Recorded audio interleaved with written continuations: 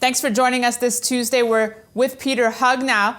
Peter, good to see you again. Let's look at gold. Many are surprised by the strong start of the year that gold's having. So far, so good. As I mentioned in my commentary this morning, I think the market is still somewhat skeptical on the strength of the metals, but we've been fairly consistent over the past couple of weeks, indicating that especially with the drop in oil, it was going to put some pressure on the U.S. equity markets, which has started to unfold over the past 3 or 4 trading sessions.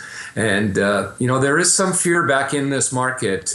So some of the capital coming out of the equity markets has found its way, obviously, into the U.S. bond market, not only from North American investors, but certainly from European investors, which accounts for the 10-year bond being down under 2%. And from a European perspective, there's a huge capital flight with some of the events coming up over the next 2 weeks, moving not only into the U.S. bond market, but also into the precious metals arena. Now, Peter, last time you were on, you were saying how investors are looking for yields and safe haven investments. Is gold at these levels the best option out there for them right now? Well, I mean, what you've got to be careful of is that you don't take a tunnel view on gold. I mean, gold is not an investment that is unique to North America. And I make that comment specifically relative to the dollar. If you look at it in European terms, gold's up about 18% in year to date, with the drop in the euro and just this last recent $30-odd pop in the gold price. So from a European perspective, gold's done extremely well over the past year. And, given the malaise in Europe with the deflationary scenario, with the weakness in their stock markets, and with their weakness in their currency, gold's proven to be an extremely good hedge for the Europeans over the past year. So, Peter, let me ask you, with the uncertainty we're seeing in Europe, we don't know the ECB's next move. We have the Greek election at the end of this month. Have these factors already been priced into gold? I think to some extent there is some safe haven movement in gold based on what is coming. So there is something in this market already in anticipation of the unknown.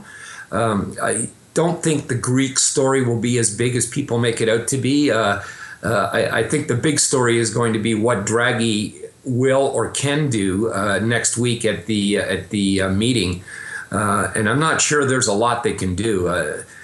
I suspect we wrote about this about a week ago. I suspect that he may not do much other than allow the euro to weaken.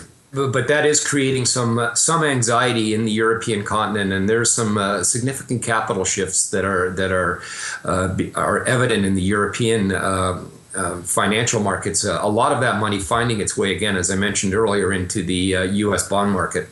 Peter, and before I let you go, I want to look at a CFTC report that says that speculators are coming back into the gold and silver markets after tremendous outflows in the fourth quarter of 2014.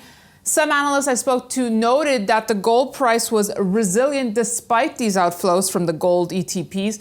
Is this signaling a bottom for the metal then? Again, I think we're premature on calling a bottom on gold, and I think you can see that in the reluctance of these markets with the momentum trade.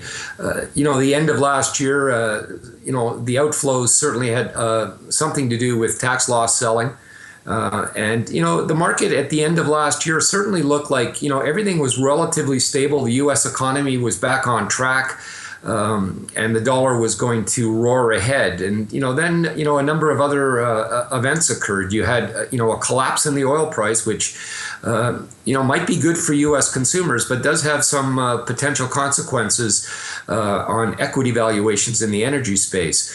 The other issues with, Europe in this global in this deflation, and it's a very serious deflation. In Japan, 5-year bonds yielding 0. I'm not sure the Fed is going to be too quick to raise rates, as most analysts expect, by mid-2015.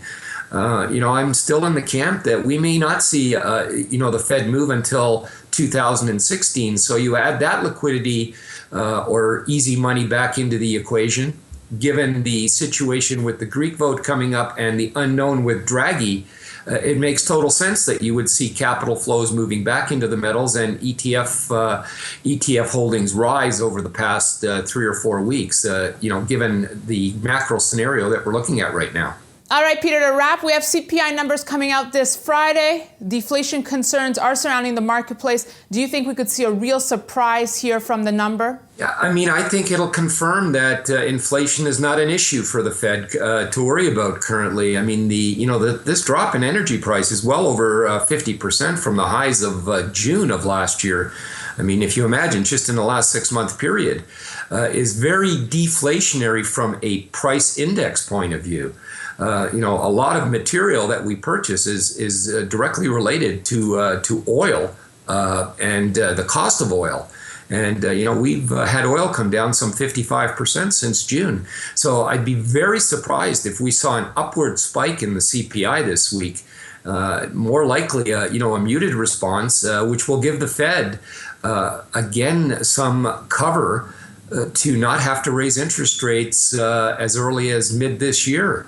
All right, Peter, thanks so much for joining us. We'll see you next week. And thanks for watching this edition of For Pete's Sake. We'll see you on Wednesday.